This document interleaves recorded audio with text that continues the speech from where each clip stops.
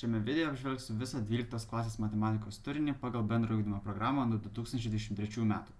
Šis turinys įeina į VBA antrąją dalį, 12 egzaminą, bet tuo pačiu dar įeina ir 11 klasė į 12 egzaminą, tai tą reikėtų irgi taip pat pasikartoti. Čionais įdedu nuorodas į programą, iš kurios būtent ir nagrinėjau, ir įdedu nuorodą formulynais, 14 ir 12 puslapyje yra A ir B lygio formulynai. Visą šitą apžvalgą aš darysiu pabrėždamas, kur yra A lygio ir kur yra B lygio temos, tai truputėlį bus sumaišyta, tai atsirinkit, kokį lygį laikot, kokį lygį mokotės. Taigi pradėkime. Modeliai ir sąryšiai. Kalbam apie visokias sritis, nelygybės, funkcijas, išvestinės ir panašiai. Trigonometrinės lygtys ir nelygybės. Pirmiausia, turime dar skaitinius ir raidinius reiškinius prieš sprendžiant nelygybės ir lygtis. Tai reikia mokėti panaudoti šitas taisyklės ir pertvarkyti reiškinius. Taip, dabar turime taisyklės, kurios būtent B lygiai paminėtos, kaip prisiminimai, tai pagrindinė trigonometrinė tapatybė, sinusas kvadratu plus kosinusas kvadratu lygu 1, tangento taisyklė apibrėžimas. Tai irgi taip pat paminėta B lygių pasikartoti lyginumą ir periodiškumą, tai ten, kur yra sinusas minus x, kosinusas minus x ir panašiai, aš čia nerašau, nes čia yra 11 klasės tas pats dalykas. Ir pavyzdys būtent panaudojama yra vienas toks šabloninis uždavinys, kai yra duotas sinusas arba kosinusas, ar galėtų būti tangentas duotas, ir tuomet reikia paimti ir paskaičiuoti kažką kitą. Tai jeigu pasimsim pagrindinę trigonometrinę tapatybę, tai išsireiškus gausime plius minus šaknį. Tai reikėtų išsirinkti ar pliusas ar minusas, tai rinktumėmės pagal būtent ketvirčius, tai sinusas. Čia yra duotas sinusas, vadinasi, pas mus ketvirtis yra,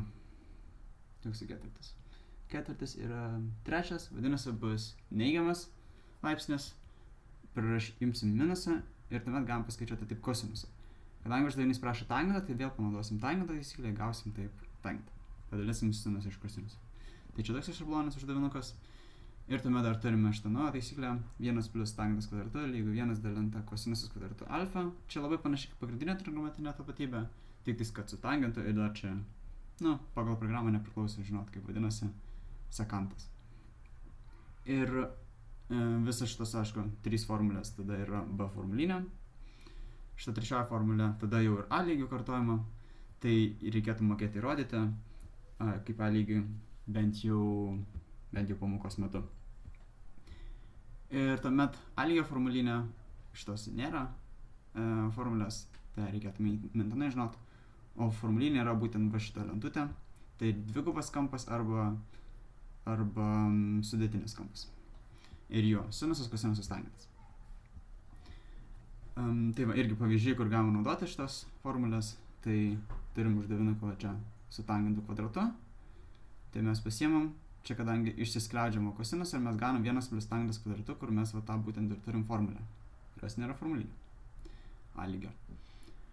Tai va, tai būtent šitą formulę įsistatom ir mes gaunam 1 dalinta kosinusas alfa.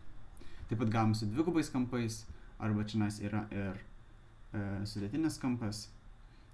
Tai va, su dvigubais kampais ir kosinuso dvigubas kampas, sinuso dvigubas kampas, čia net 2 kartus galim panaudoti, nebūtinai tiesiog alfa sinuse, galim būti 2 alfa, kaip čia, tada pasidaro 4 alfa, čia 8 alfa. Tai irgi galim naudoti taip šitas formulės. Tai va, tuomet bendrai apie lygtis, tai pagal programą priklauso, bet čia daugiau gal pamokų metu, nagrinėti situacijas, kaip sudaromas trigonometrinės lygtys. Tai per visokius pavyzdžius. Ir tuomet B lygiui pabrėžiama, kad būtent naudojantis tangentais, sinusų, kosinusų, tangento apibrėžimais, būtent spręsti lygtis, tai algebriniu būdu arba grafiniu būdu, nusipriešinant grafiką. Tuomet turime paprastas lygtis, kur sinus x lygu A, kosinusas x lygu A, tangentas x lygu A. Na ir formulinė yra šitos įdėtos formulės, tai B lygis su laipsniais, A lygis su radianais. Tai va, tai reikėtų mokėti spręsti tada tokias lygtis ir nelygybės. Reikia spręsti jas, reiškia pilnai nurodyti sprendimus, arba gali būti duotas intervalas ir reikia tada atrinkti sprendimus tam intervale. Kaip atrinkti? Tai galima tame gautame reiškinyje, kur su K raide, įsistatyti K reikšmės įvairias ir tada pasižiūrėti, kur atsakymai yra tam intervale, kurio reikia. Arba galima tiesiog nusibrėžti brėžinį, funkcijos grafiką ir jame pasižiūrėti, kur yra tie taškai ir atsiskaičiuoti ir atsidėti tas reikšmės.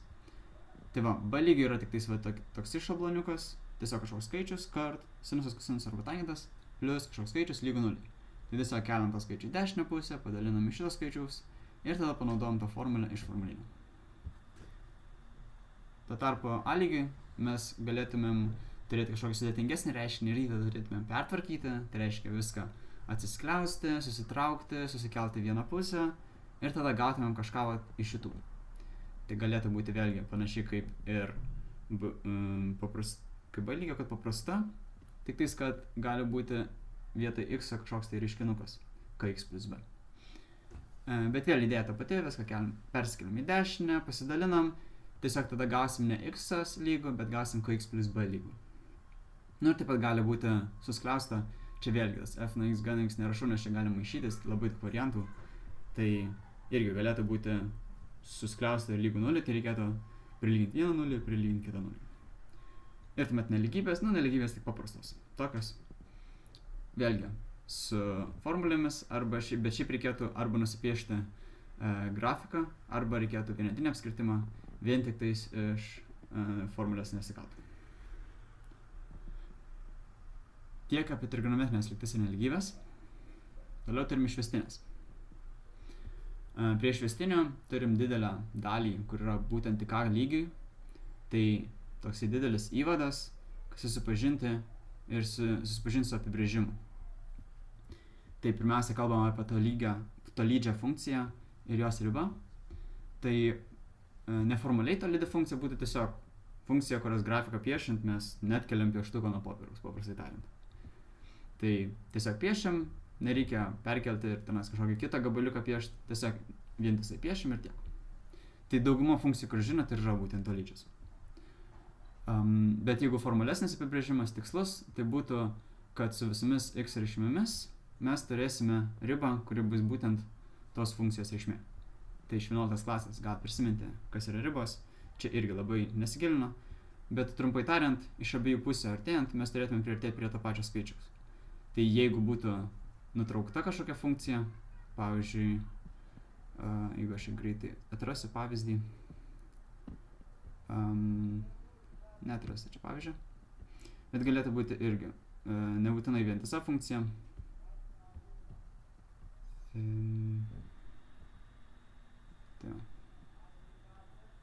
Tai tuomet jau neįs iš abiejų pusių, bet čia iš abiejų pusių eina, tai tiesiog turim šitą tašką, kuris yra būtent funkcijos reikšmė. Vadinasi, funkcija šitam taške yra tolydi, tai reikėtų iš tikrųjų tai patikrinti visus taškus, tada reiškia visa funkcija yra tolydi. Ir tuomet turime tolydžios funkcijos savybės. Tai jų labai nereikėtų jas gilintis, bet jeigu mes parodytumėm, kad kažkokia funkcija yra tolydi ir kita funkcija yra tolydi, tai mes galėtumėm jų reiškinius tiesiog sudėti ir gauta funkcija irgi būtų tolydi. Tai funkcijų suma, atimtis, daugybė, dalyba išlaiko tolydumą. Ir tuomet turim tolydžios funkcijos ribą. Tai aišku, iš apibrėžimo mes matome, kad plus minus, kaip sakant, iš apibrėžimo galėtume pasakyti, kad irgi taip pat funkcijos riba bus tiesiog reikšmė tos funkcijos. Tai šitą žinom, bet ko nežinom, tai yra apie plus begalybę ir minus begalybę. Tai čia tiesiog iš grafiko reikėtų pasižiūrėti ir matyti, kur eina tos reikšmės. Tai čia jau būtent, kad tolydžiai funkcijai nėra kažkokios specialios savybės su begalybėm, bet jeigu imam apibrėžimo sritį, tai tenais bus tiesiog funkcijos reikšmė. Ir dar turim priedą prie 11 klasės, kalbant apie ribas, tai mes dar turim ribų savybės, kurias šiaip tai nepasakyti, kad reikėtų mokėti daug taikyti, bet susipažinti reikėtų.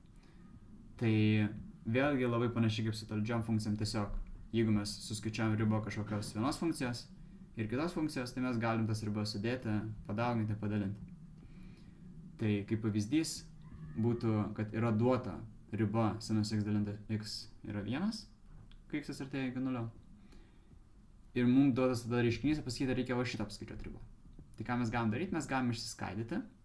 Išsiskaidami atskirius reiškinius. Turim čia sinus x dalinta x, čia turim 3, čia turim 2/3. Ir dabar, naudojant šitam savybėm, mes galim apskaičiuoti tų atskirų dalių ribas. Tai paskaičiuojam šitą ribą, paskaičiuojam šitą ribą, paskaičiuojam šitą ribą, sudedam tada čia viską ir gaunam vienetą. Tai va, tai čia A lygio yra toksai įvadas išvestinės. Ir dabar A ir B lygio mes turim būtent išvestinės apibrėžimą. Truputėlį dar įvadas yra išvestinės apibrėžimą, tai mes turime kažkokį argumento pokytį ir funkcijos reikšmės pokytį. Tai čia va, šitam brėžinukė galite matyti, kad yra va, pasimtas x, pasimtas kitas x ir jie tada turi kažkokias reikšmės y. Tai mes galėtume pasimti jų skirtumą, čia galėtume pasimti jų skirtumą, padalinti ir mes gautumėm va šitos tiesės krypties koeficientą. Tai B lygių pabrėžiama, kad būtent va tokios tiesės krypties koeficientas ir yra tas padalintas dalykas. Padalinti pokyčiai. Ir tuomet įsivedam liestinę. Kaip dabar pagal šitą apibrėžimą mes pasidarom liestinę, tai aišku, kalbame apie tolydžias funkcijas. Tai būtent žiūrim, kad tas skirtumas tarp x1 ir x2 būtų artėjantis iki 0. Tai imsim ribą, kur delta x yra artėja iki 0. Tai va, jeigu simsim tašką A, f nuo A, tai šitam taške, kai x lygu 0, x lygu A, tai mes turėsim mūsų liestinę, va čia taip kylančią. Ir aišku, tai pasakys, kad būtent mūsų funkcija didėja šitam taške.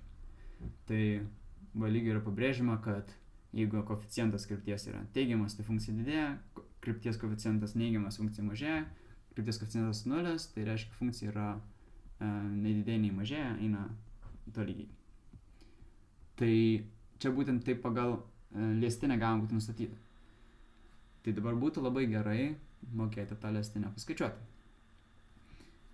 Tai čia būtent ir įsiveda išvestinė sąvoka, tai būtent šitas geometrinė reikšmė, tai yra, kad būtent tos liestinės krypties koeficientas ir bus tame taške esančios funkcijos išvestinė. Tai va, išvestinė taške, x lygu A, mes turime būtent liestinę, tai reiškia imsim delta y dalinta delta x, čia bus krypties koeficientas tos tiesės ir ją, kad paverstumėm į liestinę, mes imam būtent šitą ribą, kad delta x artėja iki 0. Vietoj delta y mes pasirašom va tokį reiškinį. Dabar, kad jį suprasti, tai čia yra tiesiog delta f nuo x ir vietoj to, kad imtumėm x1, x2, mes imam x, tada čia yra tas delta x ir mes jį pridedam ir gaunam x2. Tai jeigu skaičiuojam būtent delta y, tai imam iš tų funkcijų skirtumą, tai va čia yra funkcijos reikšmė, kur x plus delta x ir čia funkcijos reikšmė tiesiog nuo x. Ir atėjimas bus būtent y skirtumas. Tai mes šitą reiškinį parašom ir čia iš esmės yra pagrindinis reiškinys, kurį naudojam pagal apibrėžimą būtent funkcijos skaičiuoti kažkokių funkcijų išvestinės. Tai čia yra viename taške, na aišku, jeigu pasimsim visus taškus, bendruoju atveju, tai gausime būtent išvestinės funkciją. Tai pasiėmam kažkokią funkciją, randamės išvestinę, kuri irgi yra funkcija, kuri kažką nusako apie tą mūsų pradinę funkciją. Tai čia būtent yra apibrėžimas, jo nėra formulinė, bet reikia mokėti taikyti. B lygiai yra pabrėžima, kad taikyti būtent ir su konstantom, tai pavyzdžiui, funkcija f nuo x lygu 3, skaičiuojam išvestinę, tai pasiemam, įsistatom, nieko nėra ką įsistatyti, tiesiog bus 3. Čia irgi nėra ką įsistatyti, tiesiog 3. Atimam, gaunam 0 ir viskas. Pasirodo, tos ribos net nelabai reikia, nes čia nėra jokio x. Tai aišku, 0 riba bus tiesiog 0. Tai aišku, tai būtų tada ir su bet kokia konstanta. Na ir tada jau abiem lygiam reikia mokėti su tiesiniam lygtim ir kvadratiniam lygtim rasti funkcijos išvestinę pagal apibrėžimą. Tai kaip pavyzdys būtų 3x plus 2. Pasiemam apibrėžimą, įsistatom, vietoj x rašom x plus delta x. Čia tiesiog pasiemam 3x plus 2, atimam. Ir dabar visas mūsų tikslas, taip įsistačius, ką daryti, tai yra pertvarkyti reiškinį taip, kad susiprasintų trupmenos apačioje esantis delta x. Tai čia būtent ir yra būtent ir yra riba naudojama, nes mes, jeigu tiesiog rašytumėm 0, čia būtų dalyba iš 0. Mes negalėtumėm dalinti iš 0. Todėl mes imam ribą, kur delta x artėja iki 0. Ir pertvarkom reiškinį ir tikimės, kad pertvarkius reiškinį mums apačioje nebeliks delta x ir nebereikės dalinti iš 0. Tai va taip ir nutinka, mes pertvarkom čia ir delta x viršuje ir apačioje susiprastina. Ir lieka tiesiog trejetas. Tai va, o kai turim jau kvadratinę, tai tada dar reikia atsiskliausti tą kvadratą. Kai atsiskleidžiam kvadratą, x plus delta x, gaunam tada keliose vietose tą delta x. Tai mes tada išsikeliam prieš skliaustus ir vėl galim suprastinti. Na ir tada aišku tas lieka delta x va čianais, bet mes žinom, kad jis artėja iki 0 riba. Ir jeigu prisimena, tai jeigu mes prastu atveju tokio, kai nėra jokių tenais dalybų, nieko, mes galim paprasčiausiai įsistatyti 0. Ir gausim ribos atsakymą. Tai įsistatom tiesiog 0 vietoj delta x. Ir gaunam 6x. Tai va taip pagal apibrėžimą išvestinės yra skaičiuojamos funkcijų išvestinės. Ir taip pat aišku reikėtų žinoti fizinę prasme, tai pagrinde apie greitį kalbant, fizikinė prasme. Tai jeigu turim kelio funkciją, tai jos išvestinė bus greičio funkcija. Turim greičio funkciją, išvestinė bus pagreičio funkcija. Kaip pavyzdys va būtų ta kvadratu. Turim va. Tai vis greitėja, galite įsivaizduoti, jeigu mašinos atstumas nuo pradžios taško didėja kaip parabolė, tai vis greitėja ir greitėja. Kitaip tariant, greitis pastoviai didėja. Tai va, ir būtent greičio funkcija yra 2t. Ir tuomet, jeigu greitis didėja, reiškia turim kažkokį pagreitį. Na, bet pagreitis yra vienodas, nes greitis didėja tolygiai. Ir pagreitis yra 2. Vėlgi suskaičiavus išvestinę. Ir tuomet turim būtent A lygiui truputėlį plačiau apie lestinę. Tai nors ir šita formulė yra ir A ir B lygio formulinė, bet pagal programą sakoma, kad tik tais A lygiui mokėti ją naudoti. Ir taip pat reikėtų žinoti, kaip jį išvedama. Tai panaudojimas būtų va toksai, duota funkcija. Mes žinom, kad krypties koeficientas yra būtent funkcijos išvestinės reikšmė tame taške. Bet mums dar, tai jeigu yra kažkoks uždavinys, kur tenais paprasčiau yra suformuluotas, mes galim tiesiog tą ir naudoti. Bet jeigu tiesiog reikia duota funkcija, duotas taškas ir reikia rasti lestinę tam taške. Tai tiesiog pasiėmame tą formulę ir skaičiuojamės. Mes dar nepriėjom būtent išvestinių skaičiavimo taisyklių, tai mes panaudojam vėlgi mūsų išvestinės apibrėžimą ir gaunam šitą išvestinę. Na, prieš tai darom. Tada turim kažkokį tašką, 2, 14. Tai šitam taške ir ieškom, kokia bus lestinė. Kokia lestinės tiesės lygtis. Tai įsistatom į išvestinę. Šitam taške susirandam, kokia yra išvestinė. Šitam taške, kitaip tariant, krypties koeficientą. Ir tą išvestinę tam taške įsistatom į mūsų formulę. Va čia nais turim. F išvestinė nuo x0, tada turim x minus. x0 tai yra pas mus dvejetas, plus iš funkcija nuo x0, tai čia yra 14. Įsistatom ir va gaunam mūsų lestinės tiesę. Lestinės formulę 12x minus 10. Trumpai apie išvedimą, įrodymą, kurį reikėtų būti susipažinus. Tai mes žinom, kad išvestinė šitam taške yra k, krypties koeficientas tiesės. Mes žinom, kad yra kažkoks taškas, pas mus tiesė x0, f x, nuo x0. Ir mes žinom, kad tiesės bendroji lygtis yra y lygu kx plus a. Tai ką padarom? Įsistatom. Pirmiausia, aišku, įsistatom krypties koeficientą, va čia, f išvestinė nuo x, vietoj k, o tada mes jau galime statyti mūsų tašką turimą. Reiškia, y įsistatom vietoj y, x vietoj x, tada persikeliam į kitą pusę, čia c į kairę pusę, ir mes gaunam c reikšmę. Susiskaičiam c reikšmę ir ją tada atgal įsistatom. Įsistačius c reikšmę, mes tada čia kx plus a. Nu taip, įsistačius tą c reikšmę, kx plus b būna, bet jokio skirtumo. Mes gaunam va čia panašius narius, tai mes išsikelia prieš skliausius ir gaunam tą mūsų formulę.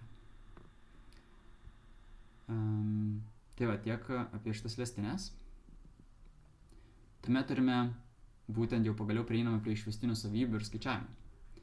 Tai kaip sakė, nenaudosim vis laiką mes taip apibrėžimo, čia būtų labai daug vargo. O tuo pačiu čia būna dar daug sudėtingesnių tų funkcijų.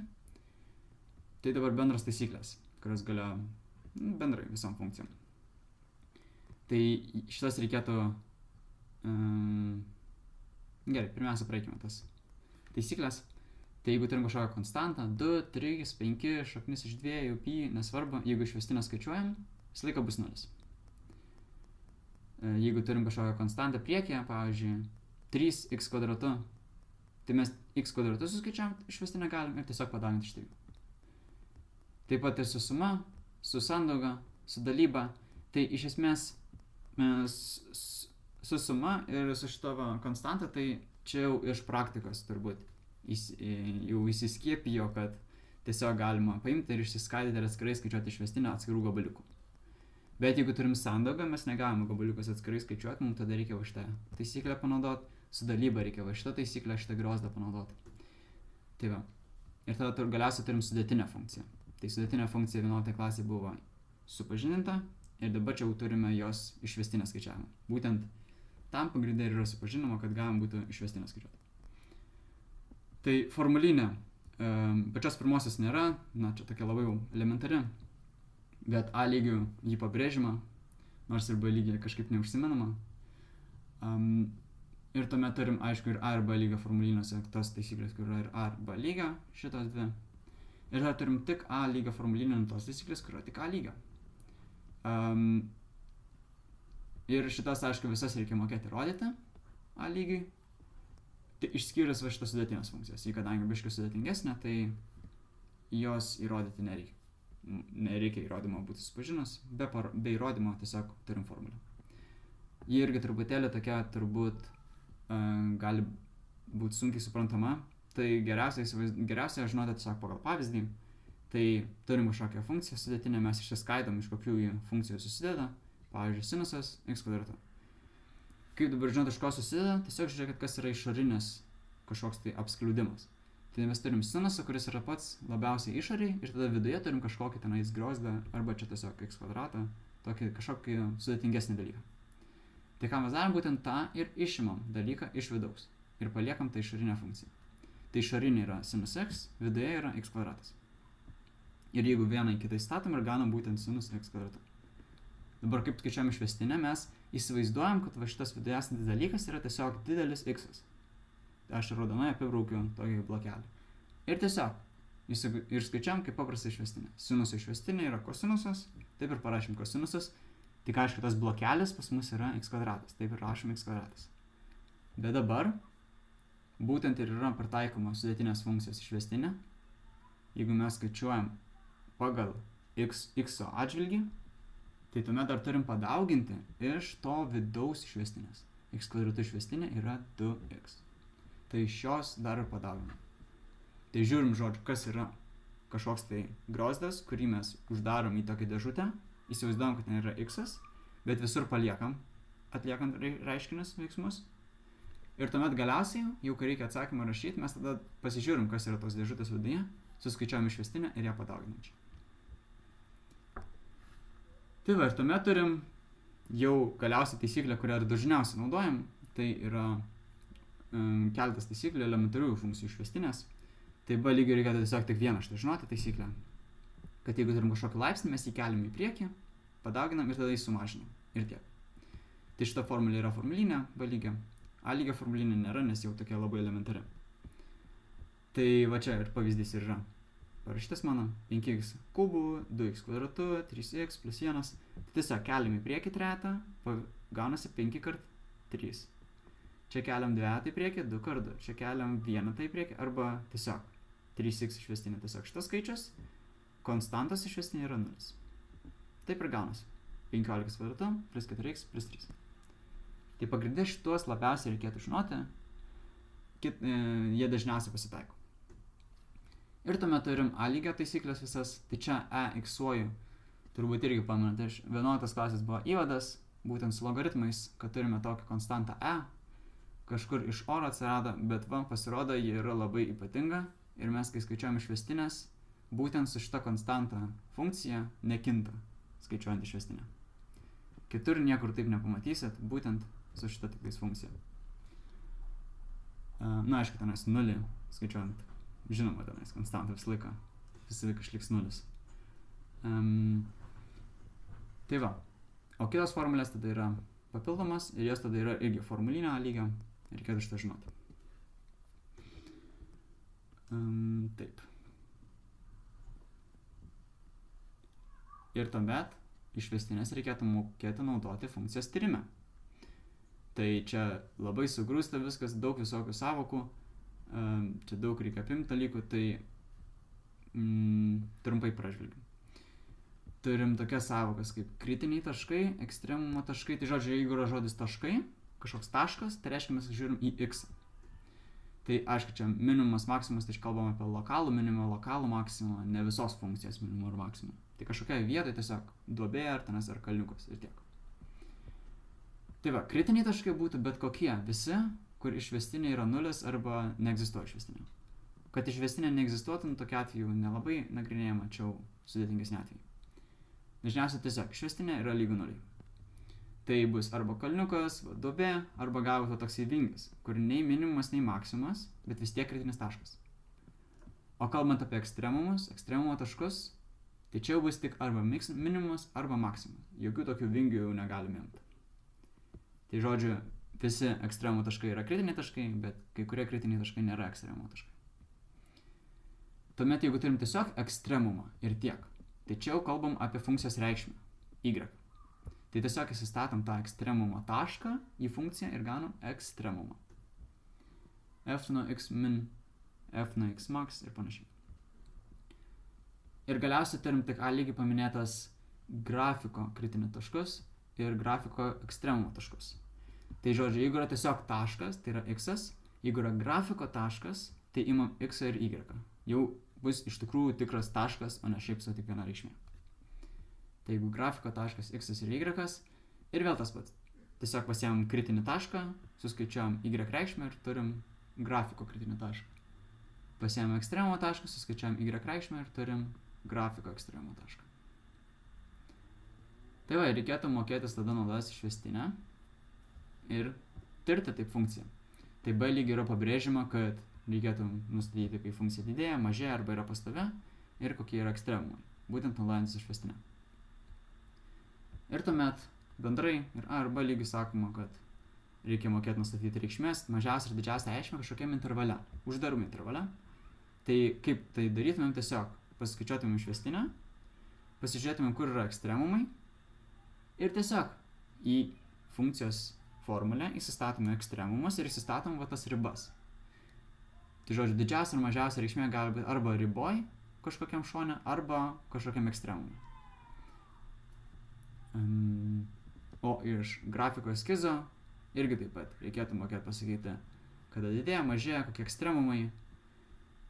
Atsiprašau, sumaišiau iš informacijos apie didėjimo, mažėjimą ekstremumus, arba kada dar teigiamą, neigiamą, tarkime, funkciją. Mes iš to turėtume mokėti nupiešti grafiko eskizą. Vien išvestinės dalykų nepakaktų, bet jau galim daug ką pasakyti turint išvestinės reikšmės. Tai nupiešti reikėtų mokėti B lygiui tik tais iki 3 laipsnio, tai x3 kai yra reiškinys, A lygiui iki x4 reiškinį. Bet nėra, jeigu čia, kaip matote, sinusų, kosinusų ar tenais logaritmų būtų per sudėtinga piešti. Tai va, kaip pavyzdys būtų va tokia lentutė ir joje parašyta, kokius intervalas ir kokios yra išvestinės reikšmės. Ir vien iš šitų išvestinių reikšmių mes jau galime žinoti kaip funkcija. Kyla, leidžiasi, vėl kyla, leidžiasi, nes išvestinė teigiama, išvestinė neigiama, išvestinė teigiama, išvestinė neigiama. Tai neaišku, kokiam aukštyje šitas dalykas yra. Čia reikėtų įsistatyti tos kritinius taškus ir pasižiūrėti, kokios yra tada reikšmės funkcijos.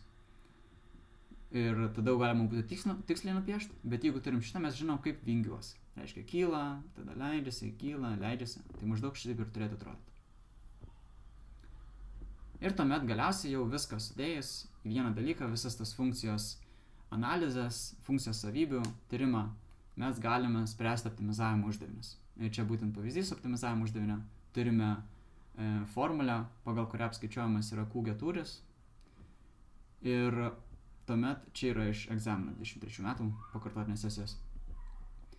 Tai tiesiog pasiemam, suskaičiuojam išvestinę. Visą laiką optimizavimo uždavinę suskaičiuojam išvestinę. Ir tuomet mes analizuojam tą funkciją. Tai surandam, kur išvestinė nulis, reiškia, ten bus kritiniai taškai, arba minimumas, arba maksimumas. Mums prašo rasti, kur įgyja didžiausią reikšmę. Tai vadinasi, tikėsimės, kad su išvestinė prilyginus nuliui mes gausime didžiausią reikšmę. Bet visko galbūt mažiausią reikšmę, galbūt iš viso ten kažkoks vingis, kažkoks tai kritinis taškas, kuris net nėra ekstremumas. Tai ką tada darom? Nusipiešim mūsų intervalus ir pasižiūrim tada, kokios yra aplinkui reikšmės. Pasižiūrim išvestinės reikšmės, pavyzdžiui, čia teigiama reikšmė. Tada žinosim, kad funkcija didėja. Išvestinės neigiama reikšmė, funkcija mažėja. Ir taip nusipiešus rodiklės mes matome, kad būtent šitas taškas, ne šiaip su kažkoks tai kritinis taškas, ne šiaip su ekstremumas, bet būtent maksimumo taškas. Taip ir gavom didžiausią reikšmę, taip ir sprendžiame optimizavimo uždaviniai. Tiek apie išvestinės. Čia yra viskas. Dabar turime pirmykštę funkciją ir integralus.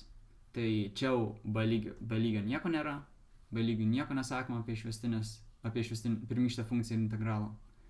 Tai čia viską, ką dabar sakysiu apie integralus, yra tik tais a lygiui. Tai pirmiausia turime neapibrėžtinį integralą. Kas yra tas neapibrėžtinis integralas? Tai iš esmės yra sudedama viskas į vieną, visos pirmykštės funkcijos į vieną sudedama. Pirmykščių funkcijų funkcijai vienai gali būti daug. Be galo daug.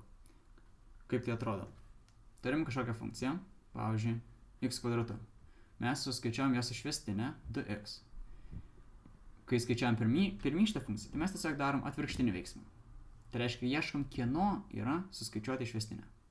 Tai turim 2x, tai pirmykštė funkcija bus, reiškia, x kvadratu. Bet, kaip matote, čia yra dar pridėta plus c, plus kažkokia konstanta, kažkoks skaičius, realus. Kodėl dabar jis pridėtas? Mes galim pasimti kaip pavyzdį tą patį 2x. X kvadratu išvestinė yra 2x, taip. Bet taip pat ir x kvadratu plus 3 išvestinė yra 2x. Ir x kvadratu minus 5 išvestinė irgi yra 2x. O mes, kai ieškam pirmykštės funkcijas, ieškam, kieno yra suskaičiuoti išvestinė. Tai gali būti ir šitą suskaičiuoti išvestinę, ir šitą suskaičiuoti išvestinę, ir šitą. Ir be galo daug tokių skaičių. Galbūt bet koks skaičius pridėtas, nes kai skaičiuosim išvestinę, jis pataps 0. Todėl viską taip apibendrinam ir sakant, kad yra pridėta kažkokia konstanta, plus c. Tai jeigu skaičiuojam būtent neapibrėžtinį integralą, tai mes ir parašom plus c, nes čia mes apibūdinam visas pirmykštės funkcijas. Neapibrėžtinis integralas dėl to, kad nėra jokių skaičiukų prieš šitą ženklą, nei viršui, nei pačiai. Tai va, ir tada būtent šito ženklo naudojant mes galime apsibrėžti pirmykštės funkcijos savybės. Bet vėlgi, čia yra labai panašiai kaip ir su bet kokiam funkcijom ir paprastom taisyklėm. Jeigu yra sudėta, mes galime atskirai skaičiuoti vienos pirmykštę, kitos pirmykštę. Jeigu yra kažkokia konstanta padauginta, mes tą konstantą galime išsikelti priekį, taip pat kaip su išvestinė. Kas dabar naujesnė, ypatingesnė yra, tai būtent va šita taisyklė. Kai su išvestinė mes turėjom taisyklę sudėtinės funkcijas. Mane tiesiog padauginam iš vidaus išvestinės. Tai čia vidaus išvestinė būtų a. Tai gautųsi, kad mes daugintumėm iš a. Tai kai išskaičiuojam pirmykštę funkciją, mes tiesiog dalinam iš a. Tai va čia ir pasirašo 1 dalinta a. Tačiau tai galioja tik tais tiesiniam funkcijom. Pasimtumėm kažkokią kvadratinę funkciją viduje, mes jau nieko negalėtume padaryti. Ir programa nepriklauso, ir čia jau yra daug visokių matematikų išrastų teoremų ir daug visokių tyrimų padaryta, kad sugalvoti būtent formulės ypatingiam integralo atvejam. Tai su išvestinė beveik niekur nerasit labai kažkokių ypatingų sprendimų matematikoje, bet visą laiką tikrai rasit su integralais, nes integralam yra mažiau taisyklių. Tačiau jeigu yra čia tiesinė funkcija viduje, tai mes tiesiog pasiėmam krypties koeficientą ir rašom 1 dalinta tas krypties koeficientas ir vėl suskaičiam tiesiog pirmykštę funkciją kaip paprastos funkcijas, tik aišku, vietoj x rašom tą reiškinį. Tai va, pavyzdys, keletas pavyzdžių. Turim 3x kvadratą, x padidinam, bus x trečioji, dalinam iš 3. Taip, čia yra tokios taisyklės, jos aš šiandien jau parašiau, nes aš skaičiau programą ir galiausiai taip ir neparašyta niekur buvo jų. Bet formulinė yra, tai jas gali turėti ir jomis naudotis. Tai va čia jeigu yra x antuoji, tai mes padidinam laipsnį ir padalinam iš to padidinto laipsnį. Tai čia tą padarom. Ir gaunam x3 plus c. Tuomet šiandien irgi taip pat turim kažkokį kaip 3x kvadratu tarsi būti, bet vietoj x parašom šitą dalyką. Tai dabar mes ir skaičiuojam būtent tą pirmykštę funkciją. Tai čianais skaičiuotumėm tą čianais turime dvetą 2x, tai krypties koeficientas 2 rašom 1/2. Tada skaičiuojam išvestinę 3x kvadratu. Pirmykštė funkcija 3x kvadratu bus x3 ir vietoj x parašom reiškinį. Ir plus c. Tai va čia ir panaudojam būtent tą paskutinę taisyklę. Tai va. Ir galiausiai prieiname dabar prie apibrėžtinio integralo. Su apibrėžtiniu integralu iš esmės galioja viskas, kas ir su neapibrėžtiniu, tik tais, kad mes jau galim spręsti uždavinius su plotais. Ir turim apribojimus. Tai pirmiausia įvedama kreivinė trapecija, tai būtų tiesiog plotą, šitą figūrą, kurioje apriboti yra kažkokios funkcijos kreivės ir tuomet čianais va, tiesių, čianais x ašies. Tai čia vadinama kreivinė trapecija. Čia yra imtinis intervalas, uždaras intervalas, tai imtinai a, imtinai b. Ir tuomet, kaip įsivaizduoti tą ploto skaičiavimą, irgi yra išvedimas, priklauso žinoti, kaip yra išvedama formulės. Tai mes galim tiesiog nusipiešti tokius stačiakampus.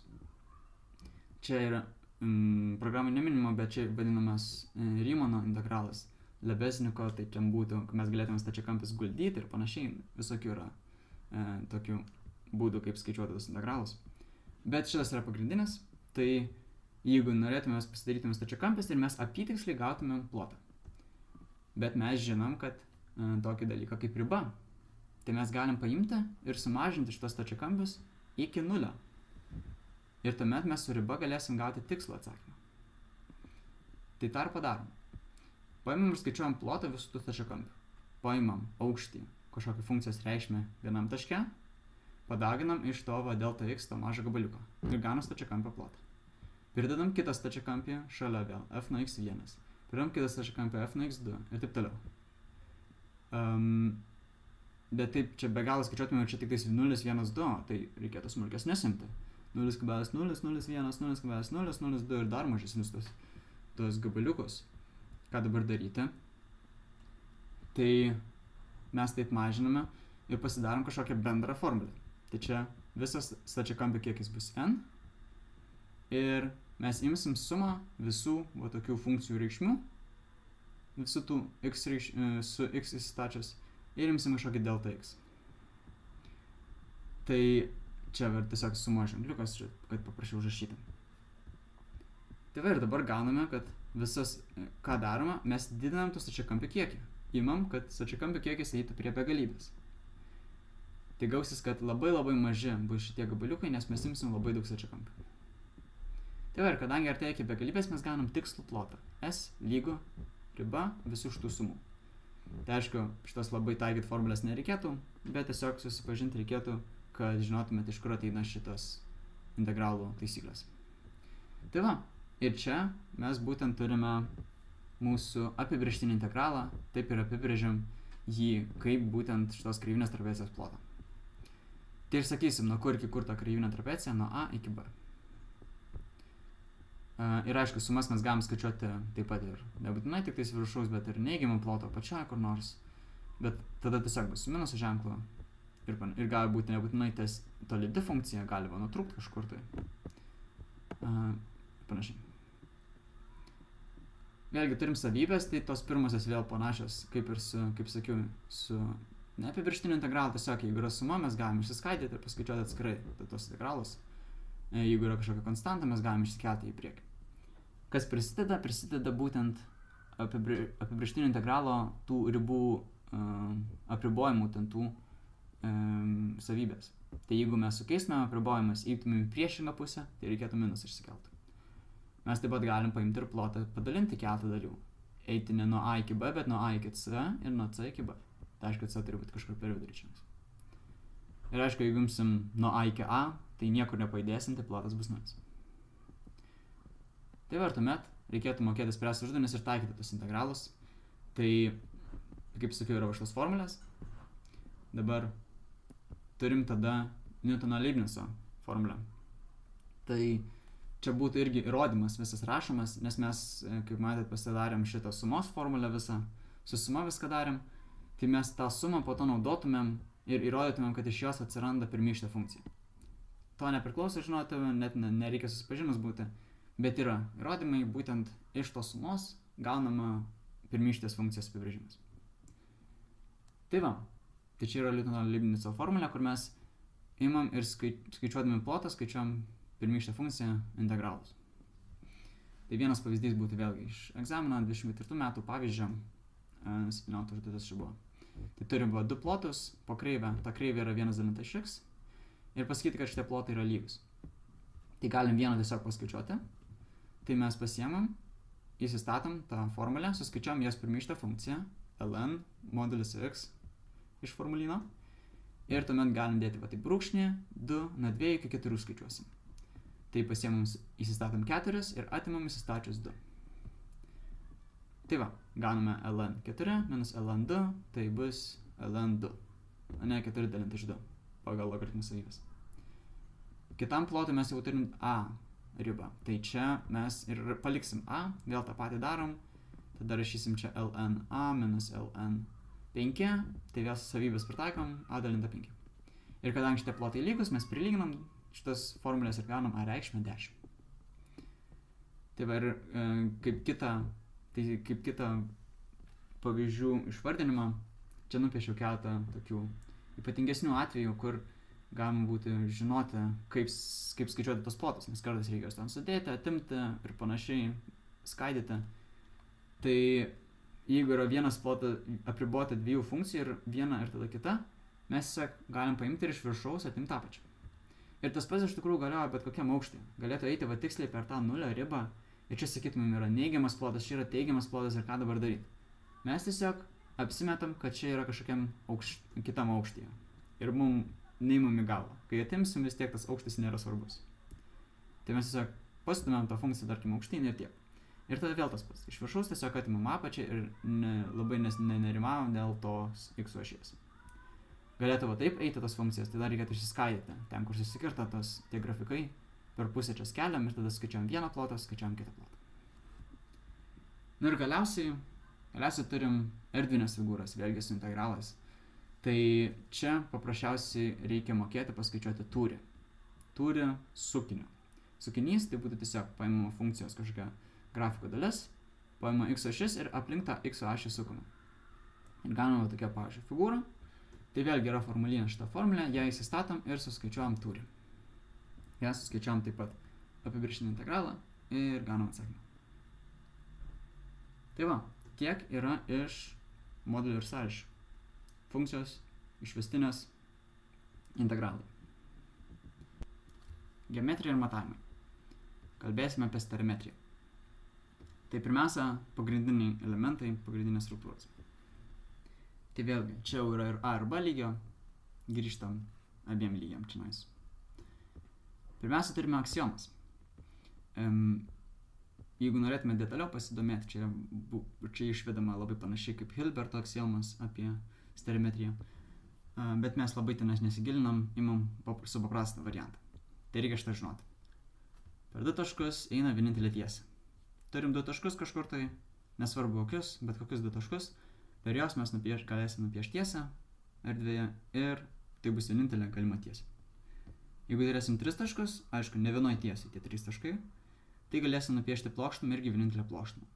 Kaip tai galite įsivaizduoti, tai čia tiesiog suliniuota, jeigu turi 2 taškus brėžia suliniuota tiesą. O jeigu turi 3 taškus, tai galite įsivaizduoti, kad turi stalą su 3 kojom. Tai jeigu jį pastatysit, jis tikrai stabiliai stovės, kad ir koks kreivas bebūtų, su 3 kojom visą laiką jis stovės tiesiai ir neklibės. Kai turim 4 kojas, tai tada jau gali tenais klibėti. Taip, ir tuomet turim 2 taškai priklauso plokštumai, tai čia vėlgi. Tiesė, taškas, plokštuma, čia yra tokie neapibrėžti dalykai, kuriuos tiesiog naudojam ir tiek. Aksiomas yra irgi teiginiai, kurių neįrodom, tiesiog naudojam ir tiek. O visą kitą jau reikia tiksliai įrodyti ir labai griežtai įrodyti.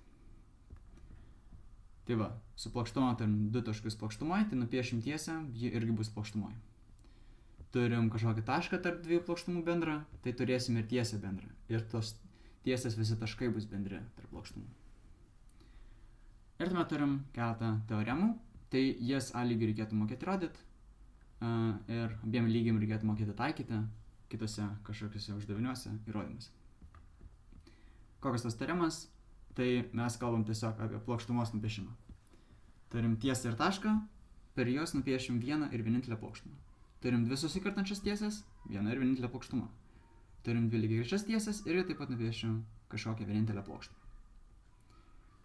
Dabar reikėtų žinoti tarpusavio padėtis. Tarp tiesės ir plokštumos, tai gali tiesė kirsti plokštumą kažkokiam taške, būti pasviroji, gali priklausyti tai plokštumai ir gali būti lygiagreti plokštumai, reiškia nekirsti niekur. Kalbant apie plokštumą, dvi plokštumas, tai jos gali kirstis kažkokiam taške tiesiai, turėti bendrą tiesę. Gali būti lygiagrečios, tai neturėti nieko, eiti viena šalia kitos, jokio bendro taško neturėti. Arba gali sutapti, tai būti viena ta pati plokštuma. Ir A lygių dar parašyti šitie apibrėžimai, bet juos, manau, reikėtų ir B lygių suprasti, nes čia yra iš ankstesnių klasių. Tai turim dvi tiesės, kurios kertasi, tai turės kažkokį bendrą tašką, lygiagrečios, neturės jokių taškų, prasilenkia, tai čia nupiešiu tokį kubą, kad įsivaizduot, kaip čia vyksta. Tai jos nebus lygiagrečios erdvėje, bet jos ir nesikirs, nebus erdvėje. Tai galite įsivaizduoti susikirtančias tiesės ir vieną mes tiesiog paimam ir patraukiam į šoną erdvėje ir tiek. Ir jos tada bus prasilenkiančios. Ir aišku, galėtų sutapti, būti viena ir ta pati tiesa. Tuomet kalbam apie atstumus. Atstumas tarp taškų, tai tiesiog nubrėžiam tiesią liniją. Atstumas nuo taško iki tiesės, brėžiam statmenį. Iš esmės visur, kur yra atstumas, ten visur statmenys. Va, kaip matot, visur nupiešti status kampai. Turim tarp lygiagrečių tiesių atstumą. Imsim ir priešim statinį, kur bus statu vienai tiesiai, statu kitai tiesiai. Tada tik A lygiai mes turim dar su prasilenkiančiam tiesiam atstumą ir su tiesia ir plokštumo lygiagrečiom. Irgi taip pat atstumą. Tai su prasilenkiančiam mums reikia dabar surasti ypatingą tašką, kuriame nubrėžus statmenį kirsis ta tiesė, tas tiesė su kita tiesė ir vėlgi sudarys tą kampą. Tai tokia būna tik viena tik tais vieta, kai su lygiagrečiom tiesėm mes bet kur galėtumėm, su prasilenkiančiam mes turim tik vieną tokį tašką, tai imam patį trumpiausią galimą atstumą ir imam stačius kampus. Čia gal nelabai tikslu būtent kubė, nes kubė tai mes turėtumėm va čionais šone per briauną eiti tas atstumas. Bet svarbu, kad būtų vėlgi status kampai. Taip, ir tuomet turim, kaip minėjau, tiesę ir plokštumą lygiagretus. Tai vėlgi piešim statmenį, tai turi būti statmena štai tiesiai ir turi būti statmena plokštumai. Ką reiškia statmena plokštumai? Statmena su visom plokštumos tiesiam. Bet aišku, pagal požymį pakanka dviejų tiesių. Tai jeigu su dviem tiesiam statmena, tai jau to ar pakanka, jau reiškia su visa plokštuma statmena. Ir tuomet abiem lygiam atstumas tarp dviejų plokštumų, aišku, jos turi būti lygiagrečios. Tai vėlgi, pasiėmusim tašką kažkokį, nupriešim statmenį, kad būtų statmena šitai plokštumai, tada žiūrėsim, kad čia, kur kirstasi, su šita plokštuma irgi būtų statmena šitai plokštumai ir tada pažiūrėsim atstumą. Panašiai su kampais irgi reikėtų žinoti, tai turim kampus tarp dviejų tiesių, kur kertasi jos, tai imsim mažesnį kampą visada. Tada turim tiesas, kurios prasilenkia, tai mes tiesiog ką padarom, nupiešim lygiagrečią, va čia tiesą, o čia punktyris pažymėjau, kur tiesiog kirsis. Ir jeigu kertasi, mes jau žinom, kaip paskaičiuoti, imam mažesnį kampą. Tada galbūt tiesa ir plokštuma, tai čia yra vadinamoji projekcija, vadinamoji pasviroji, statmuo, projekcija, pasvirosios. Dar prieisim prie šitų, kalbant apie trijų statmenų teoremą. Tai čionais mes imsim kampą tarp projekcijos ir pasvirosios. Ir bus kampas tarp tiesės ir plokštumos. Ir galiausiai turim kampą tarp dviejų plokštumų, vadinamas dvisienis kampas. Čia truputėlį sudėtingesnis procesas. Imam tiesę, kur yra bendra tarp plokštumų ir abiejose plokštumose nupiešim statmenis jai. Tai va čia yra statmena štai tiesiai, čia yra statmena tai tiesiai ir eina tam pačiam taške. Iš to paties taško eina, va čia būtų statmenis. Tai tarp šitų nupieštų dviejų tiesių mes ir pasižiūrim, koks yra kampas. Tai čia ir bus dvisienis kampas. Čia matas yra bukas kampas, ne? Tai čia nebus iš tikrųjų kampas tarp plokštumų, mes turėtume mažesnį kampą. tą viduje esantį tenai smailų. Tai va, tiek iš šitų. Dabar keletas papildomų dalykų. Turim tiesias statmenumų plokštumai. Tai apibrėžimas būtų tiesiog, kaip sakiau, su visom tiesias plokštumom yra statmena, su visom plokštumos tiesiam yra statmena, o požymis būtų, kad pakanka patikrinti dvi. Jeigu su dviem tiesiam statmena, tai ir su visom tada plokštumos tiesiam statmena. Šitą požymį A lygiui reikėtų žinoti, kaip įrodyti. Čia nerašau įrodymą, paimsiu tik kitus įrodymus. Ir tuomet turim tiesias ir plokštumos lygiagretumą. Tai čia yra toks jau įrodymas, kuris priklauso ir A ir B lygiai. Čia vienintelis B lygio įrodymas, kurį reikia žinoti iš geometrijos. Tai požymis, koks tas požymis? Apibrėžimas yra tiesiog, kad lygiagreti tiesiai yra lygiagreti su visom plokštumos tiesiam. Ne tai, kad visom plokštumos tiesiam, bet turi daug. Ne, tikslus apibrėžimas būtų, kad neturi bendrų taškų. Eina šalia, reiškia, neturi bendrų taškų. Bet požymis būtų, kad pakanka turėti vieną tiesę, kuri yra lygiagreti ta plokštumoje. Ir viskas. To pakanka, mes jau žinosim, kad šita tiesė yra lygiagreti su visa plokštuma ir neturės jokių bendrų taškų. Tai va, kaip skamba įrodymas. Tai įrodome prieštaros būdu. Tai reiškia, pasiemam ir sakom, tarkim, kad tai nėra tiesa. Tarkim, mes suklydom. Tai tarkime, kad mūsų tiesė nėra lygiagreti plokštumai, nors ir ji yra lygiagreti kažkokiai tiesiai toj plokštumai. Tai čia yra L ir M yra toj plokštumai. Tai tarkime, kad L galiausiai nebus lygiagreti plokštumai. Ką tai reiškia? Turės kažkokį tašką, kuriame kertasi. Pasižymėkime tą tašką A. Na ir dabar ką turim? Galim nusipiešti naują plokštumą, nes mes turim čia vieną tiesą, čia kitą tiesą, per dvi lygiagrečias tiesas L ir M galim nubrėžti plokštumą, čia yra koksai tenais trečia aksioma. Tai va, tai nusipiešim, beta plokštuma. Ir dabar turim dvi plokštumas, alfa ir beta. Dvi vienintelės galimas nupiešti toje situacijoje plokštumas. Dabar tas A taškas, ką jis daro? Jis čia stovi, jis priklauso šitai tiesiai, vadinasi, jis priklauso beta plokštumai, kurią nubrėžėm per L ir M. Bet jis taip pat kerta alfa plokštumą, vadinasi, jis priklauso ir alfa plokštumų. Tai ganas šitas taškas priklauso ir alfa ir beta plokštumam. Vėlgi, čia dabar jau turim teoremą. Arba gal ir aksiomą, aš jau truputėlį maišausi tarp kitonais. Tai turime taisyklę, kad jeigu yra taškas priklausantis dviem plokštumam, reiškia, tos dvi plokštumos turės bendrą visą tiesę. Ir vieną vienintelę tiesę. Kokia dabar ta tiesė? Tai tiesė M. O šitai. Ta tiesė M, nors ir jie atrodo čia šone, bet mes žinom, kad ji priklauso alfa plokštumai ir mes per ją brėžiam beta plokštumą. Tai čia yra tiesė, kuri yra abiejose plokštumuose. Tai mes turim tašką A, kuris yra abiejose plokštumuose, turim tiesę B, tiesę M, kuri yra abiejose plokštumuose. Ką tai reiškia? Tai reiškia, kad A taškas priklauso tiesiai M. Jeigu jis priklauso tiesiai M ir priklauso tiesiai L, vadinasi, šitas tiesės iš tikrųjų kertas. Bet pas mus sąlyga buvo, kad jos yra lygiagrečios. Tai gavosi, kad mes turėjom lygiagrečias tiesės, mes padarėm kažkokią nelabai gerą prielaidą ir gavom, kad jos visgi kertasi. Prieštara. Taip negali jos ir kirstas ir būti lygiagrečios. Vadinasi, mūsų prielaida padaryta, kad L nėra lygiagreti plokštumai, yra klaidinga. Kitaip tariant, L turi būti lygiagreti plokštumai šito atveju. Tai va, taip ir gaunam įrodymą šito požymį. Jeigu yra tiesė lygiagreti su kažkuria tiesė plokštumoje, tai ji yra lygiagreti su visa plokštuma. Na ir dar turim porą teoremų, tik tais A lygiui. Trijų statmenų teorema ir atvirkštinė trijų statmenų teorema. Tai čia turim brėžinuką su būtent pasviraja, kažkokia tiesė plokštumoje, statmuo tos pasvirosios projekcija nupiešta. Tai reikėtų mokėti vėlgi įrodymas A lygiui, bet aš jų čia dabar neužsimenu. Tai trijų statmenų teorema būtų, kad jeigu projekcija yra statmena plokštume esančiai tiesiai, Tai kitaip tariant, šitas AB yra statomas MN. Žodžiu, jeigu mes turim kažkokią plokštumą ir joje turim dvi statmenas tiesas, tai mes galime nubrėžti va šitam susikirtimo taške pasvirą ir jį taip pat bus statmena va šitai juodai tiesiai. Tai galite įsivaizduoti, tarsi popieriaus lapas būtų perlenktas ir mes jį taip atlenkiam. Tai išliks statmuo pasvirosios su šita va tiesa.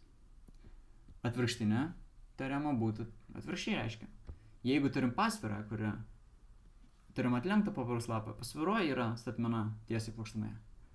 Tai jeigu mes pasimsim projekciją, ji irgi bus statmena. Kaip lengviau tą suprasti pagal pavyzdį konkretų, tai mes turim stačią piramidę. Jeigu turim stačią piramidę, tai čionais ir turėsim čia stačius kampus šitose trikampis. Iš šono gal ir neatrodytų, bet iš tikrųjų yra tiksliai status kampai. Kodėl taip gaunasi? Nes čia yra pagrindas keturkampis. Kadangi pagrindas, ne šiaip keturkampis, stačiakampis. Kadangi pagrindas yra stačiakampis, mes turim va čia projekciją, kur yra su šita briauna sudaro statų kampą. Ir mes tada čia nusipiešiam pasvirą iš viršūnės šitos piramidės.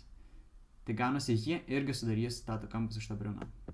Tai apačioje yra status kampas ir pakėlus čia aukštyn irgi sienoje bus status kampas.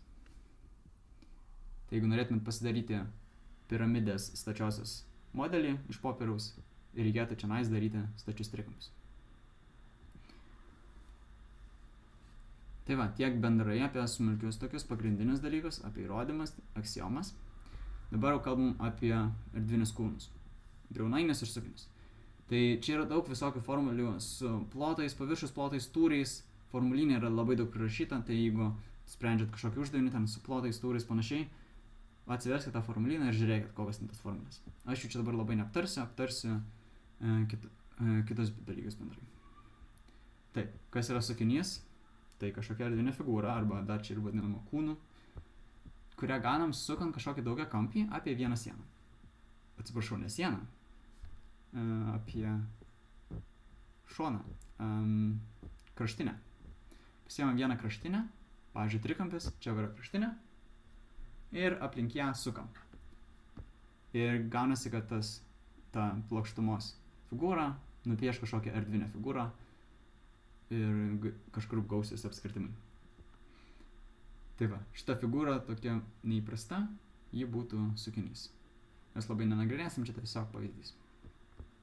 Dabar ką reikėtų žinoti, būtent atpažinti ir A lygiui klasifikuoti, vaizduoti, tai šitas figūras. Ritinį, kūgį, rutulį ir A lygiui prisideda nupjautinis kūgis ir rutulio nuopjova. Ir dar taip pat sfera. Kuo skiriasi sfera nuo rutulio? Tai rutulys yra pilna viduris, sfera yra tuščia viduris. Tai va. Ir visa šitas figūrų dalis dar A lygiai yra paminėta. B lygiai nepaminėta, bet manau vis tiek būtų gerai žinoti. Turim pagrindus erdvinių figūrų, aukštinės, kūgyje turim sudaromąją ir tuomet turim briaunainius. Briaunainiai va čia va piramidai turim apotemą. Briaunainis tai būtų erdvinė figūra, kuri susideda iš daugiakampių sienų. Tai kai turėjom sukinį, tai čia kažkur galėjo būti nedaugiakampių apskritimai ir panašiai.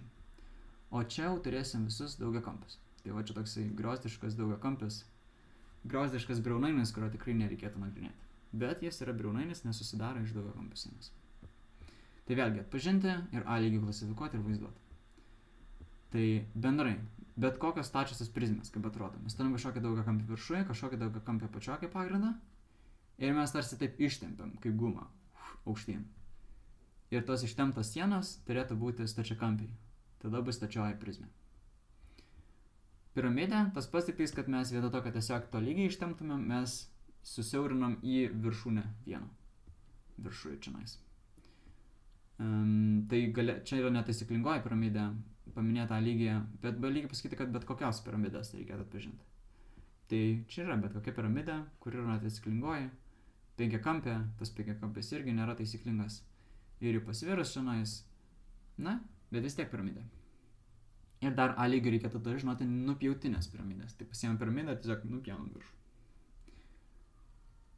Ir tuomet B lygiu yra tiksliai įvardinti, kokius pjūvius reikia žinoti. Tai reikia žinoti ritinio ir kūgio ašinius pjūvius, kaip pavaizduoti. Reikia žinoti taisyklingos keturkampės piramidės įstrižainį pjūvį ir taisyklingas keturkampės prizmės įstrižainį pjūvį. Irgi kaip pavaizduoti, reikėtų mokėti nupiešti. O aišku, A lygio darbėse, bet kokių sukinių mes galim per ašinius pjūvius turėti nupiešti. Tai va, ir tuomet sprendžiam uždaviniai, kur turim pjūvių plotus, skaičiuojam, paviršiaus plotą, tūrį skaičiuojam. Ir B lygiu yra paminėta būtent, kada reikėtų susipažinti su taisyklingaisiais briaunainiais ir sukiniais gamtoje ir žmogaus veikloje. Tai va. Ir galiausiai keletas dar dalykų, kurių paminėta išskirtinai A lygiu. Tai viso paviršiaus plotas, reikia žinoti, kas tai yra ir kaip skaičiuoti. Šoninio paviršiaus plotas, reikia žinoti, kas yra gretasienė įstrižainė. Tai gretasienės yra tiesiog erdvinė figūra, kur visos sienos yra lygiagretainiai. Tai panašiai kaip stačiakampis gretasienės, tiesiog jis paminkytas, galim pasakyti. Paimtas ir ištemptas kažkaip, pakreiptas. Tai visur lygiagretainiai. Tai tiesiog pasimsim priešingas viršūnės ir nubrėšim tarp jų įstrižainę. Tai čia daug tokių įstrižainių ir jos skirtingo ilgio. 4 įstrižainės visos galėtų būti skirtingo ilgio. Taip. Aišku, perimetro uždaviniai atskirus elementus rasti irgi priklauso prie A lygio. Tai va, ir galiausiai turim dar pjūvius. Tai turim kūgio, ritinio ir piramidės pjūvius, kai kalbam apie lygiagretų pjūvių su pagrindu. Tai va čia va, lygiagrečiai, tai kaip gaunam nupjautinį kūgį, tiesiog imam pjūvių lygiagrečiai su pagrindu. Galim ritinę irgi lygiagrečiai su pagrindu pjūvį daryti. Piramidės lygiagrečiai su pagrindu pjūvį gausim nupjautinę piramidę. Ir kiti dar pjūviai, kuriuos reikėtų A lygiui žinoti, tai piramidės taisyklingosios keturkampės per aukštinę reikėtų bet kokį pjūvį. Tai va čia aš ir nupiešiu tokį šonę einant pjūvį, kuris vis tiek yra trikampis, bet jis nelabai toks gražus trikampis, bet eina per aukštinę. Tai taisyklingai keturkampė piramidai tą reikia mokėti. Kalbant apie rutulį, tai vėlgi nupjautinis rutulio nuopjova, tai va čia mes irgi darom pjūvį rutulyje ir gaunam nuopjovą. Visur čia bus apskritimai tie pjūviai rutulyje. Ir tada turim gretasienį, vėl tas pats, lygiagretainiai čia visur. Tai ką čia reikėtų žinoti priešingų briaunų pjūvį. Tai čia va turim priešingas briaunas ir nupiešiam pjūvį. Tai su juo reikėtų irgi mokėti uždavinį spręsti. Tiek iš visos geometrijos, viskas. Perinam prie duomenų ir tikimybių. Čia yra užima egzamine mažiau dalies, tai jau nebe taip svarbu, tai jeigu ruoštės paskutinę dieną, tai siūlyčiau geriau kitas temas labiau pakartoti. Bet einame prie programos, kas yra paminėta. Tai turime įvedą statistinę duomenų analizę, tai būtent B lygiai yra užsiminta, kad reikėtų panagrinėti duomenų analizės procesus.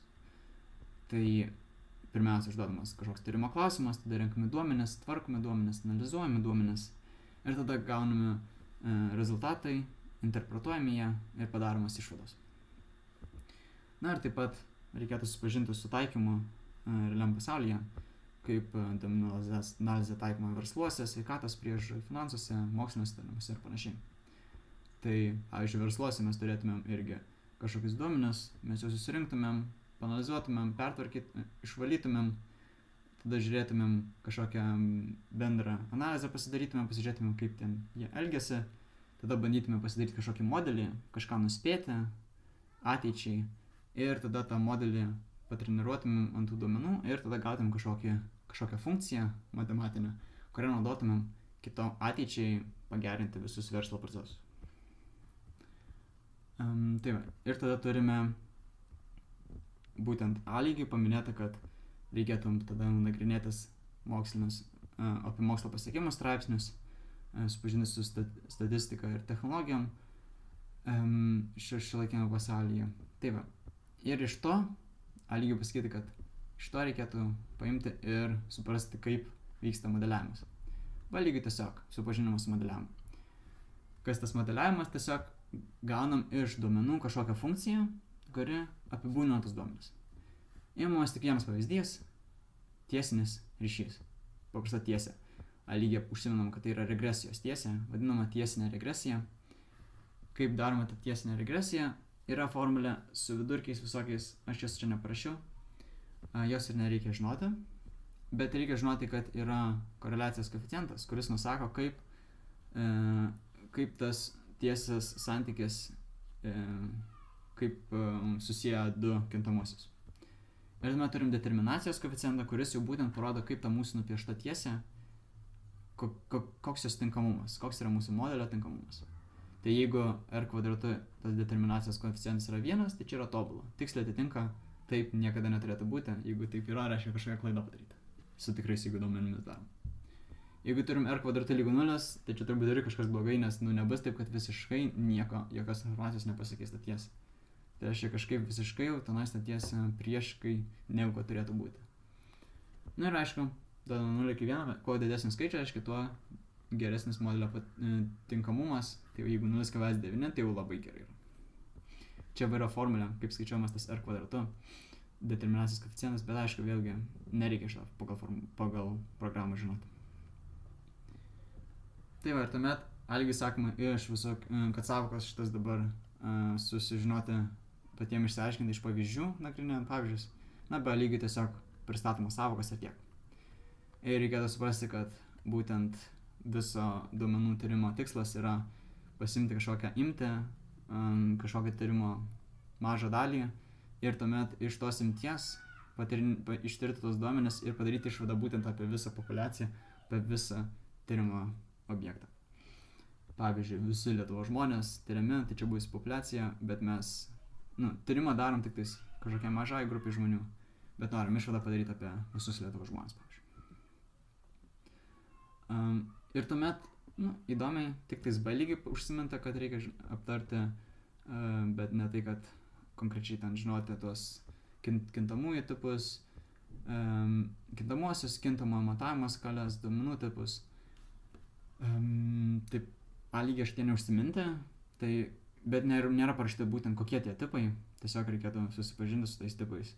Tai aš kiek čia sugebėjau surasti, tai būtent tokie būtų kintamųjų tipai.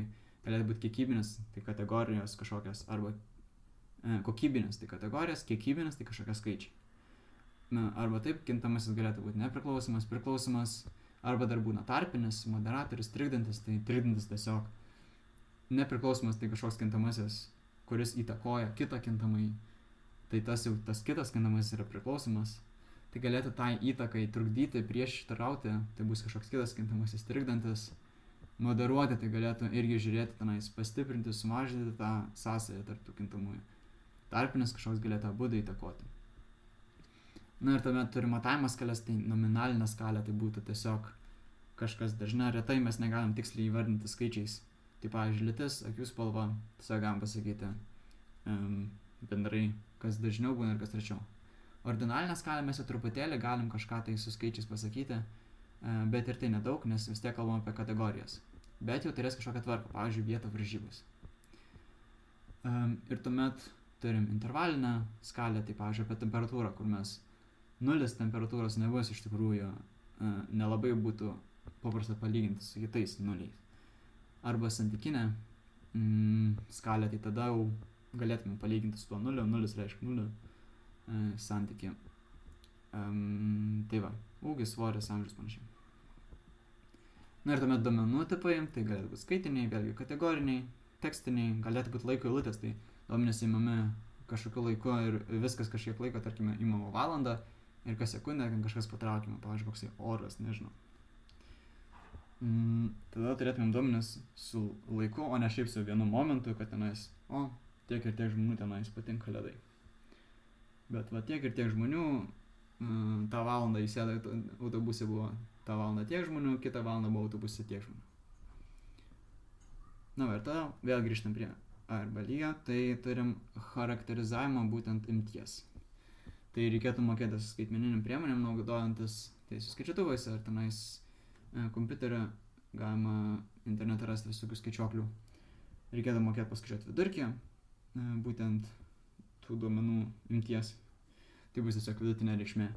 Ir standartiniai nuokrypiai, tai standartinis nuokrypis jau būtent pasakys patikimumą kaip pasiskirti tie duomenys ir ar koks nors gautas vidurkis yra tikrai patikimas.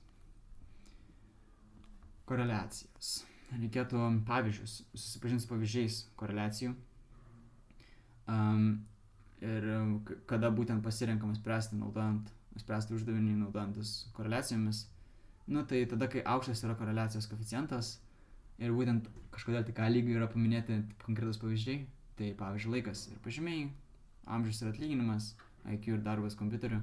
Nežinau, kiek čia yra tikrai realios koreliacijos, bet tokie pavyzdžiai paminėti. Bet svarbu atkreipdėmės, kad koreliacija tai ne tas pats, kas priežastis. Tai jeigu du kintamieji koreliuoja, tai nereiškia, kad vienas įtakoja kitą.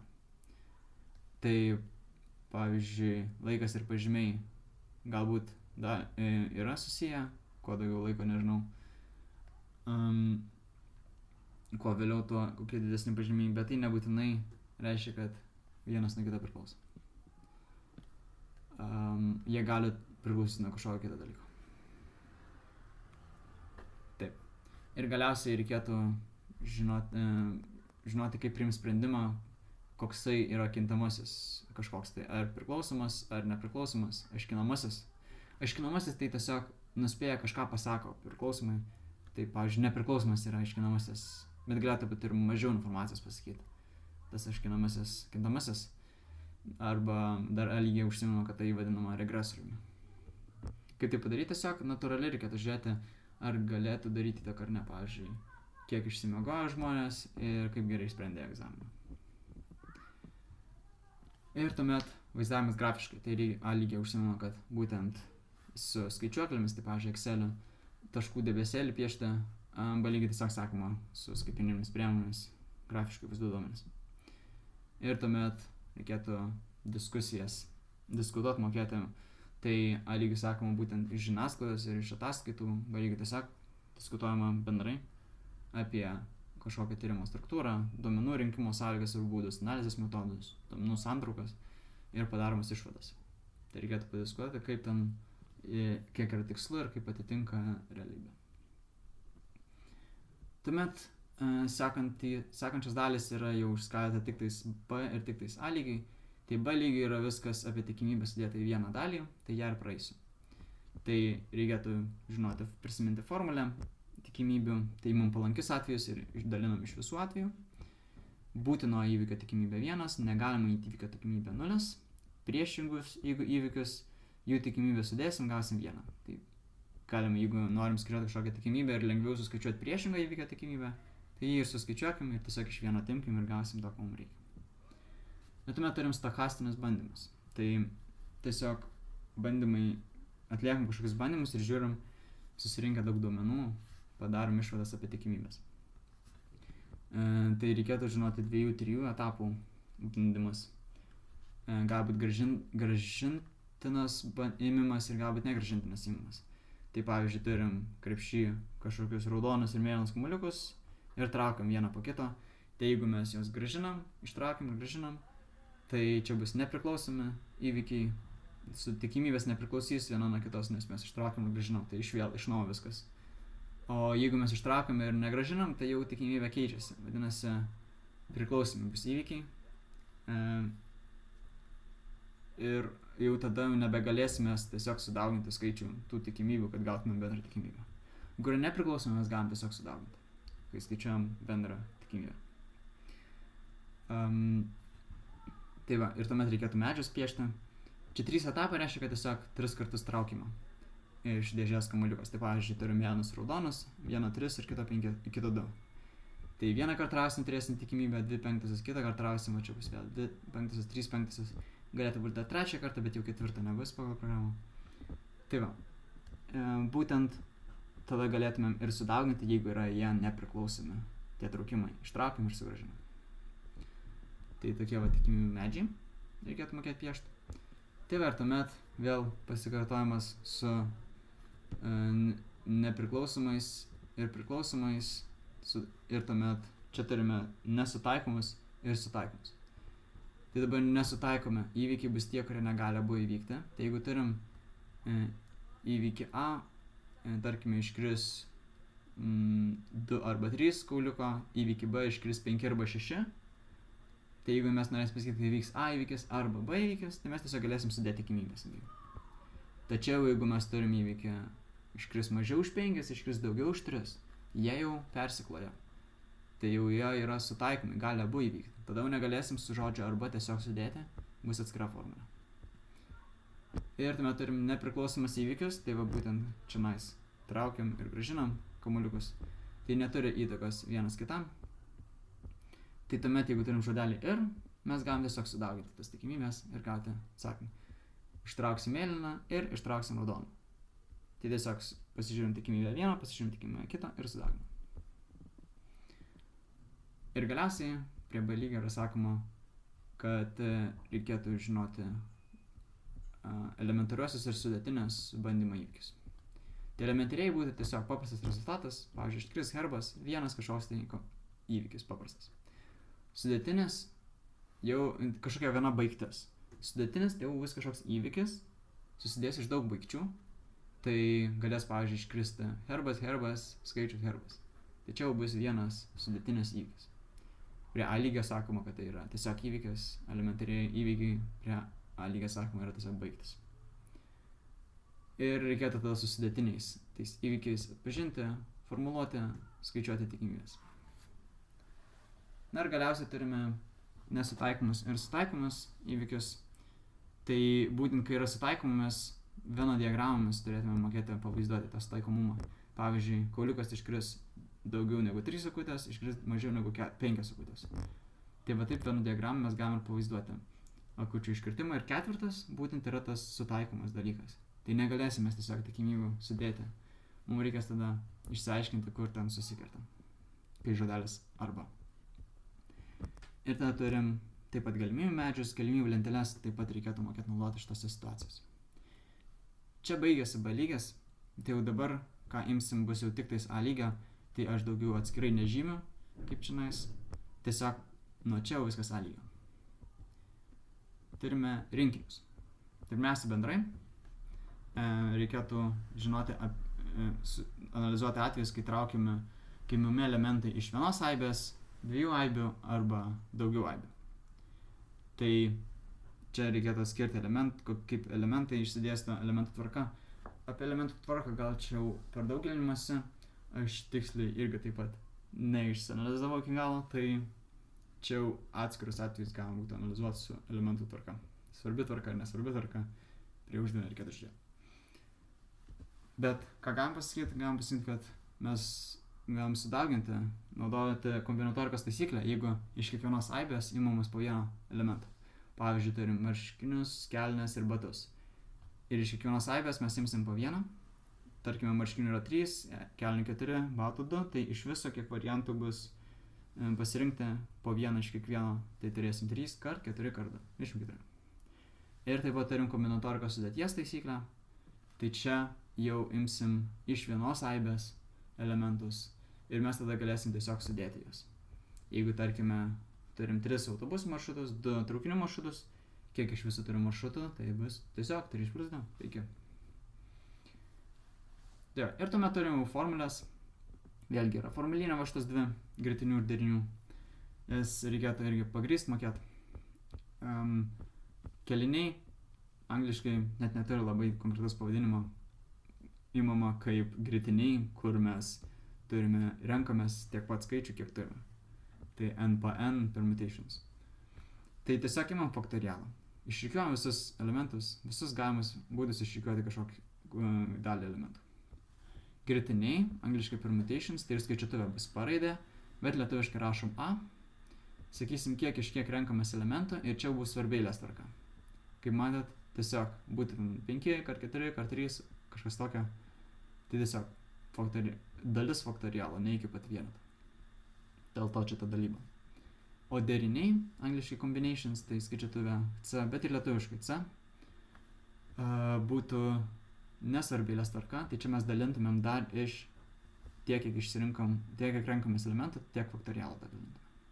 Ten 5 kart 4 kart 3 padalinta iš 3 faktorialų. Kažkas tokio. Na ir su deriniais mes dar turim papildomai keletą formulių. Bernulio bandymų formulė ir Newtono binomo formulė. Kas tie binominiai bandymai Bernulio? Tai pavyzdys būtų tiesiog 5 kartus, reikėtų paskaičiuoti tikimybę, kad iš 8 kartų 5 kartai bus pataikyti į taikinį. Kiekvienas kartas yra 0,6 tikimybė. Tai aišku, jie turi būti nepriklausomi šitie įvykiai. Ir tada mums reikėtų išsinagrinėti kombinatoriškai visus tos atvejus, kad pirmus 5 kartus pataikysim, pirmą nepataikysim, kitus pataikysim kartus, tai gaunasi visus tos variantus išmėginant, mes ir gausim tokią kombinatorinę formulę, kur yra atsitiktinis dydis, bandymų skaičius, sėkmių skaičius, sėkmės tikimybė, nesėkmės tikimybė. Tai šitą yra formulinė, ją galim naudoti tokias uždavinius.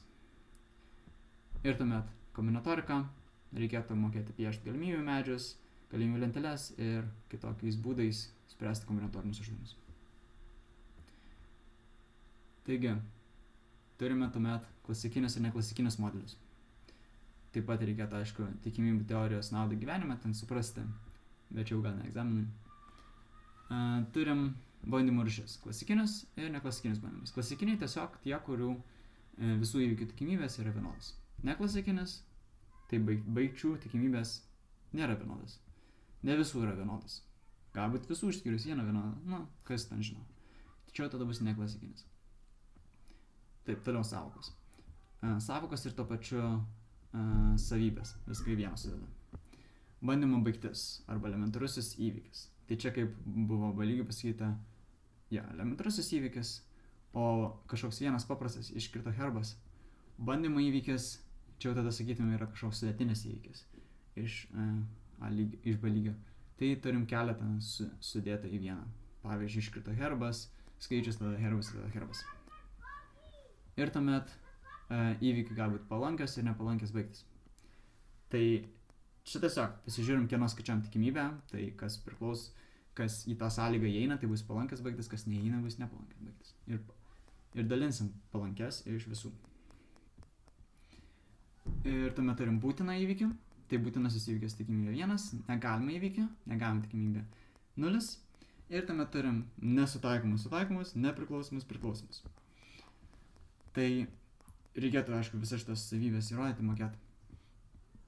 Ir reikėtų taikyti būtent, kai turim nesutaikomus įvykius, reiškia, negali abu įvykti, mes galim, kai yra kažkoks žodelis arba tiesiog sudėti tikimybės ir tiek.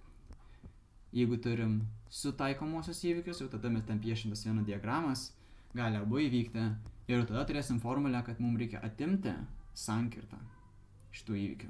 Tai reikia mums paskaičiuoti, kokia yra tikimybė, kad įvyks abu ir atimti, kai sakysim vienas arba kitas.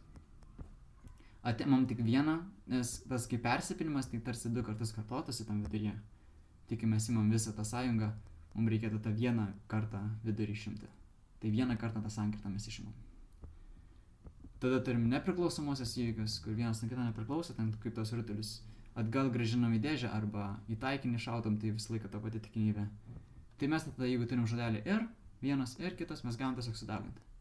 Kai turim priklausomosios įvykius, jau taip negalėsim padaryti.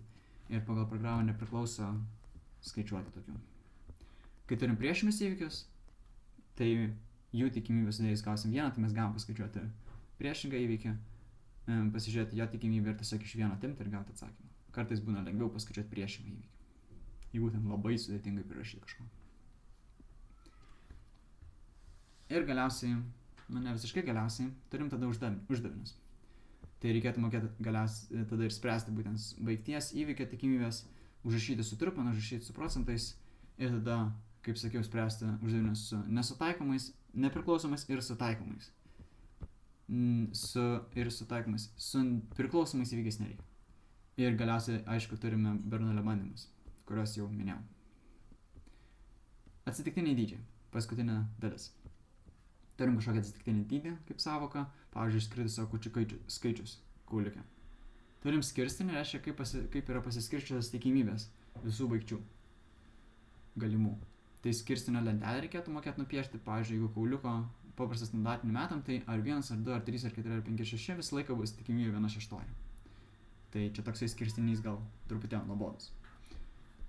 Ir tuomet turim matematinę viltį, dispersiją, standartinį nuokrypį. matematinė viltis ir dispersija formulės turi formulinę, nereikia jų mintinai mokėti, bet matematinė viltis yra nekas kita kaip paprastas vidurkis. Tai tiesiog galime ir mintinai užžinoti. Pasiemam kiekvieną reikšmę ir sudaginam su tikimybę ir sudedam. 1/1/6, 1/1/6, taip toliau. Viskas, čia turėsim galiausiai bendrą vidurkį, čia turbūt atsakymas gaudasi, kiek čia, 3,5. Bet ir jeigu tas tikimybės žiūrėtume visas sudėjus turėtume gauti 1. Tai va, dabar standartinis nuokrypis ir dispersija čia jau pasako pasiskirstimą mūsų tikimybių. Tai tokį kaip ir patikimumą, jeigu apie duomenis šnekant. Tai standartinis nuokrypis angliškai vadinasi standard deviation, dispersija angliškai vadinasi variance. Ir čia žymame su sigma ir sigma kvadratu, bet lietuviškai tiesiog sakom dx ir standartinis nuokrypis programinė parašyta žymėjimo. Greičiausiai būtų tiesiog s raidė. Tai standartinis nuokrypis mes ištraukiam šaknį iš tos dispersijos. Tai dažnai statistikoje su tikimybėm būna lengviau atlikti veiksmus ir daugiau ką pasakyti, kai mes imam kvadratus. Tai mes tiesiog imam tą kvadratą ir turim jį. Ir lengviau mums atlikti veiksmus. Tačiau praktikoje mes norim tiksliau pasakyti kažką apie tos tikimybės, tai tada mes ištraukšim šaknį ir neimsim to kvadrato. Tai patogiau matyti tą pasiskirstimą. Aišku, patogiau skaičiuoti su kvadratais, tai mes šitą dispersiją dažniausiai naudojam matematikai, įrodymų ir panašiai. Ir galiausiai turim normalų skirstinį, Gauso skirstinį. Čia vadinama bell curve arba varpo kreivė, jeigu lietuviškai. Tai čia kaip pavyzdžiui turime S&P 500% grįžtamumą ir to pačiu turim šitą normalų skirstinį kaip va šitą kreivę. Ir kaip matot, nuspėjimas šitas yra visai panašus. Tai galime dažnai matyti realiam gyvenime tokių pavyzdžių, kur atsiranda šitą kreivę. Tos kreivės formulė yra truputėlį sudėtinga, o čia rožinį parašiau. Tai jos nereikia, bet reikia žinot, kaip atrodo ir kad ji pasirodo dažnai gyvenime. Tai va, ta kreivė aišku simetriška, viršūnė bus vidurkis, plotas aišku po kreivę 1, nes čia yra tikimybės. Ir artėja aišku prie 0, jeigu įsim begalybės, bet neprieina kito. Ir tiek yra iš 12 klasės. 12 klasės egzaminas pirmą yra iš 11 ir 12 klasių. Ir jeigu kažkas bus, ko čia nepaminėta, tai reiškia, kad kažkas į egzaminą dėjo to, ko neturite dėti. Labai pykit, jeigu tai bus. O daugiau tai tiek. Viską praėjau, sėkmės egzaminuose ir iki.